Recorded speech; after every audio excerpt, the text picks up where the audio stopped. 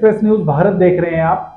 और express news Bharat के खास प्रोग्राम में हम आज चर्चा करेंगे उपचुनाव को लेकर। उपचुनाव जो है वो देश भर में कई सीटों पर उपचुनाव किए जा रहे हैं। लोकसभा चुनाव के बाद बाईपोल इलेक्शन की डेट आई है, जिसमें उत्तराखंड में भी दो महत्वपूर्ण सीटों पर विधानसभा के उपचुनाव होने हैं। उत्तराखंड में बद्रीनाथ और मंगलौर विधानसभा के चुनाव होने हैं, जिनको दोनों ही दलों ने अपनी प्रतिष्ठा का एक तरह से प्रतिष्ठा का सवाल बना लिया है। लेकिन सवाल ये भी हो रहा है कि बीजेपी के जो दो प्रत्याशी घोषित किए गए हैं उनको लेकर बड़ा कांग्रेस ने हमला बोला है और कड़ा प्रहार किया है। कांग्रेस का कहना है कि दोनों प्रत्याशी बाहरी प्रत्याशी हैं, क्योंकि आपको याद होगा कि कांग्रेस के जो विधायक थे वो बीजेपी में शामिल हो गए थे। इसलिए वो कह रहे हैं कि उपचुनाव में कांग्रेस ने बीजेपी प्रत्याशी जो घोषित किया है वो कांग्रेस से गया हुआ है। और दूसरे मंगलौर विधानसभा, जिस पर देश भर की निगाहें लगी हुई हैं, वहां पर भी करतार भड़ाना को चुनाव लड़ाया जा रहा है, जो बाहरी प्रत्याशी कहे जा रहे हैं। तो सवाल यह है कि क्या बाहरी प्रत्याशी इस बार नैया पार लगाएंगे? तो इसी पर आइए देखते हैं रिपोर्ट। उसके बाद हम मंगलौर विधानसभा से अपने सहयोगी से जुड़ेंगे और जानेंगे वस्तु स्थिति क्या है। पूर्व विधायक काजी निजामुद्दीन ने आज मनाखेड़ी गांव का दौरा किया, जहां उन्होंने ग्रामीणों से समर्थन मांगा और ग्रामीणों ने भी उन्हें आश्वासन दिया है कि इस बार भी वो उन्हें निराश नहीं करेंगे। भाजपा प्रत्याशी करतार सिंह भड़ाना को लेकर उन्होंने कहा कि वो एक बाहरी प्रत्याशी हैं और जब वो हरियाणा या राजस्थान और उत्तर प्रदेश में नहीं टिक पाए तो उत्तराखंड के मंगलौर के बीच किस तरह से जगह बना पाएंगे। ये बात उनकी सोच से बेहद परे है। मन्नाखेड़ी गांव में हूं और यहाँ ये लगभग जिम्मेदार सभी यहाँ ब्राह्मण समाज के लोग हैं, जो मेरे पिताजी के टाइम से हमारे पिताजी के सहयोगी रहे हैं और जो आज भी उनका प्यार और सहयोग बना हुआ है। मैं इनका आभारी हूँ और सभी जिम्मेदार यहाँ मौजूद हैं, जिन्होंने अभी कांग्रेस पार्टी के को यहाँ समर्थन पहले भी रहा और आज फिर दिया। और इनका सिर्फ एक ही मानना है कि जन भावनाओं के अनुकूल जो काम करेगा उसको वोट देंगे। और जन भावनाओं के अनुकूल अभी तक यहाँ काम करता हुआ और कोई दिखाई नहीं दे रहा, सिवाय बस मैं इनके साथ बना रहता हूँ। तो बढ़ाना साहब आए हैं, वो अगर काम करते तो अपने विधानसभा सर्किल से क्यों खदेड़ दिए गए, फिर हरियाणा से क्यों खदेड़ दिए गए, फिर राजस्थान गए वहाँ से खदेड़ दिए गए, फिर मध्य प्रदेश गए फिर वहाँ से क्यों भागे, फिर उत्तर प्रदेश आए वहाँ से क्यों भागे। एक जगह चुनाव लड़ते हैं तो दोबारा वहाँ से क्यों चुनाव नहीं लड़ते। ये उनके राजनीतिक चरित्र पर एक बड़ा प्रश्न चिन्ह सभी जनता लगा रही है और वो सवाल उनसे हरिद्वार में मंगलौर में भी पूछा जाएगा। बीजेपी ने भारतीय जनता पार्टी के पास वैचारिक खोखलापन है और उनके पास लीडरशिप की कमी है और उनको अपने क्षेत्रीय लीडर्स पर कोई यकीन नहीं, कोई इत्मीनान नहीं। उनको उत्तराखंड में, मंगलौर में, जिला हरिद्वार में कोई व्यक्ति ऐसा दिखाई नहीं दे रहा। मंगलौर भर में जो उनके कार्यकर्ता झंडा उठाकर घूमते हैं उन पर उनको विश्वास नहीं कि उनको चुनाव लड़ाया जा सकता है। ये तो भारतीय जनता पार्टी को अपने कार्यकर्ताओं पर एक अविश्वास की भावना झलकाता है, जो उनको तीसरे चौथे प्रदेश छोड़कर प्रत्याशी लाना पड़ा।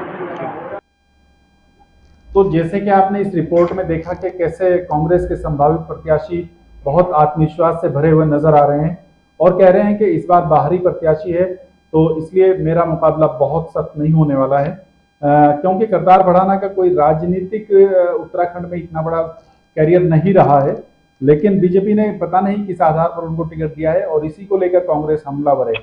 और इसी खबर पर हम हमारे वरिष्ठ सहयोगी सलमान मलिक से जानेंगे कि आखिर मंगलौर विधानसभा चुनाव में किस तरह का माहौल है और करतार सिंह भड़ाना के उम्मीदवार बनने से क्या कांग्रेस को एक तरह से वॉकआउट मिलता हुआ नजर आ रहा है।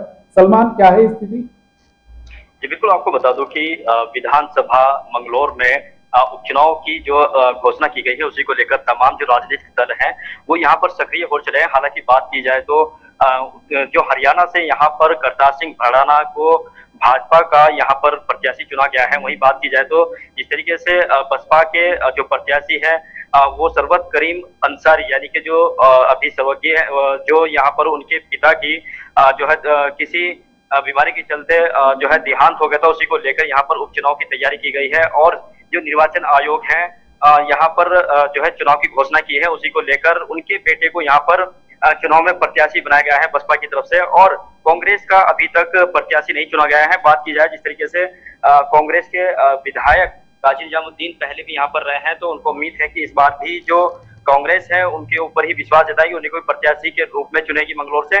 तो वहीं जो काजी निजामुद्दीन है उनका साफ तौर से ये कहना है कि जिस तरीके से हरियाणा से उत्तराखंड के अंदर करतार सिंह भड़ाना का हेलीकॉप्टर यहाँ पर लैंड हुआ है, तो वो यहाँ पर टिक नहीं पाएंगे, क्योंकि यूपी और हरियाणा, पंजाब जैसी जगह पर उनको जनता ने नकारा है। तो यहाँ कहीं ना कहीं यहाँ जो क्षेत्र की जनता है उनको नकारने का काम करेगी। तो कहीं जिस तरीके से जी।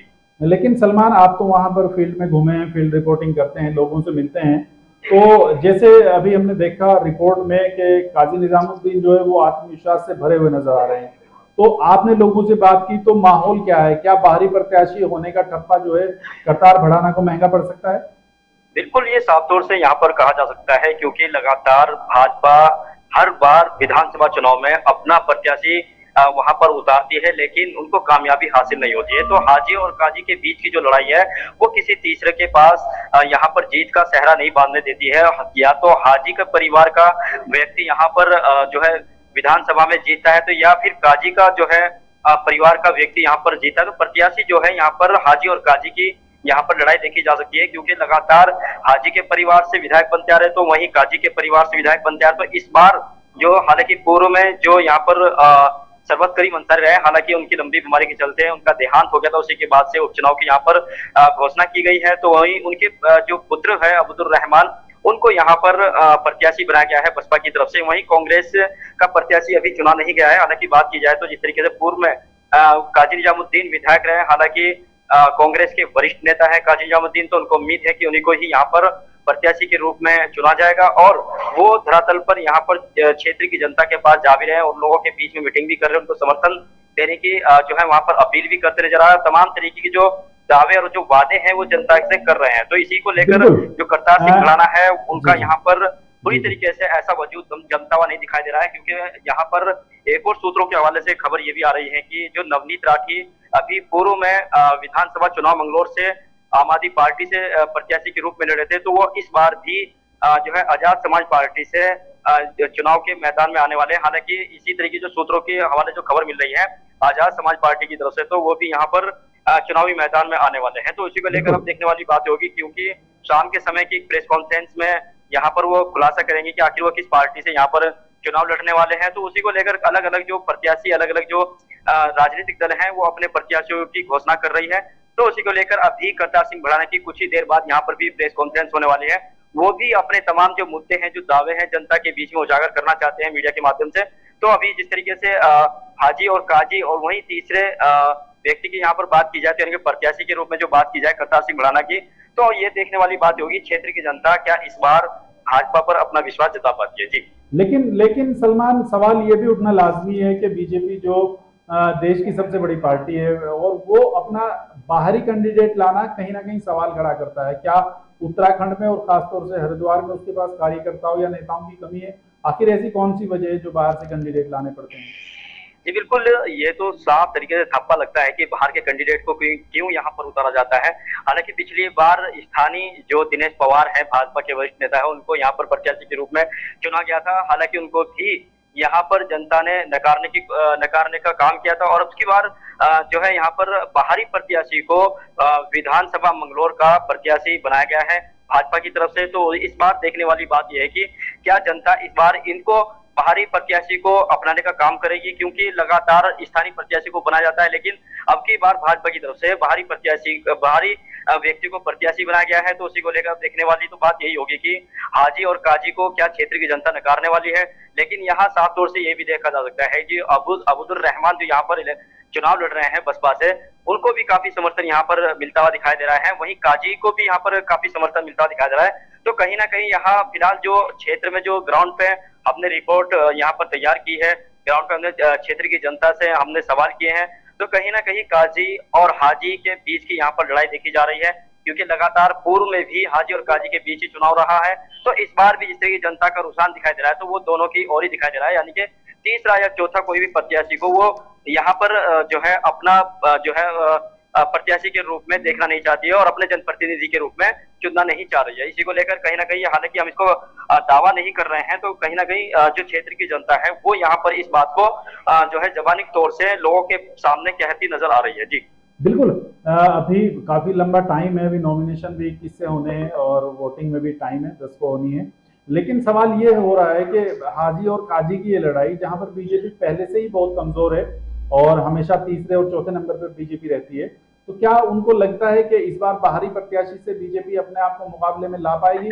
और कहीं ऐसा तो नहीं कि कहीं बाहरी प्रत्याशी आने से बीजेपी की जो स्थानीय नेता हैं उनमें असंतोष की भावना पैदा हो जाए?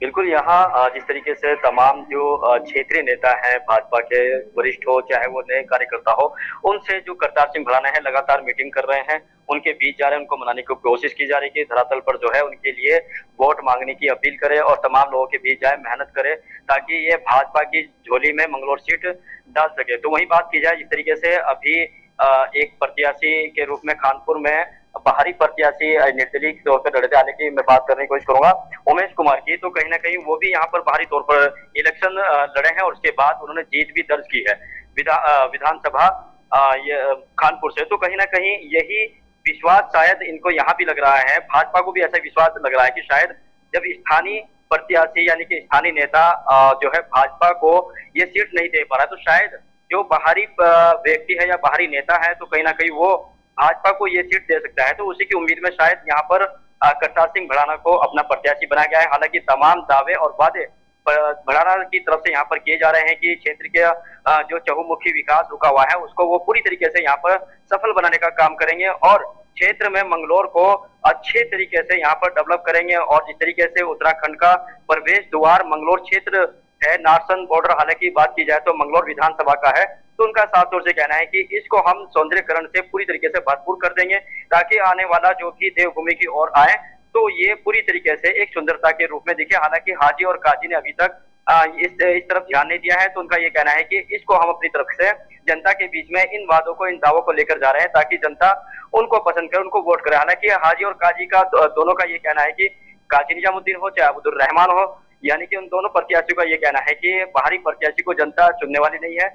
और यहाँ जो दावे हैं वो काजी भी अपने जीत के दावे कर रहे हैं और जो हाजी के पुत्र है वो भी अपने दावे कर रहे हैं। तो अब देखने वाली बात हुई कि आखिरकार किसके सर पर जो क्षेत्र की जनता है अपना सेहरा सजा पाएगी। जी बिल्कुल, सवाल ये उठना लाजमी है कि बाहरी प्रत्याशी के लिए बीजेपी को क्यों मजबूर होना पड़ा, और हो सकता है कि जो स्थानीय नेता हैं, कार्यकर्ता हैं, जैसा कि आपने बताया, कहीं ना कहीं उनकी नाराजगी भी करतार भड़ाना को झेलनी पड़ सकती है।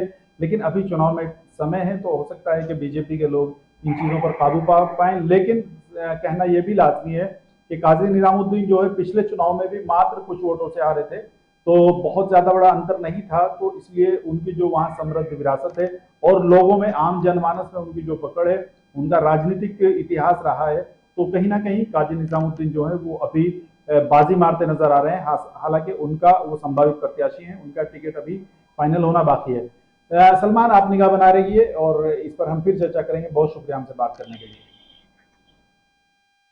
तो ये थे हमारे सहयोगी सलमान मलिक, जिन्होंने मंगलौर विधानसभा उपचुनाव को लेकर चर्चा की और उन्होंने बताया कि बीजेपी को बाहरी प्रत्याशी जो लेकर आई है, कहीं ना कहीं उसका खमियाजा भुगतना पड़ सकता है और बीजेपी के जो स्थानीय नेता और कार्यकर्ता हैं उनमें कहीं ना कहीं असंतोष की भावना भी नजर आ रही है। अब ये तो समय ही बताएगा, लेकिन सवाल उठना लाजमी है, सवाल उठेगा कि क्या बीजेपी के पास कार्यकर्ताओं और नेताओं की कमी है जो उसको बाहर से प्रत्याशी लाने पड़ते हैं। बहुत शुक्रिया, आप देख रहे थे एक्सप्रेस न्यूज़ भारत। बाकी खबरों के लिए देखते रहिए एक्सप्रेस न्यूज़ भारत, जिद सच दिखाने।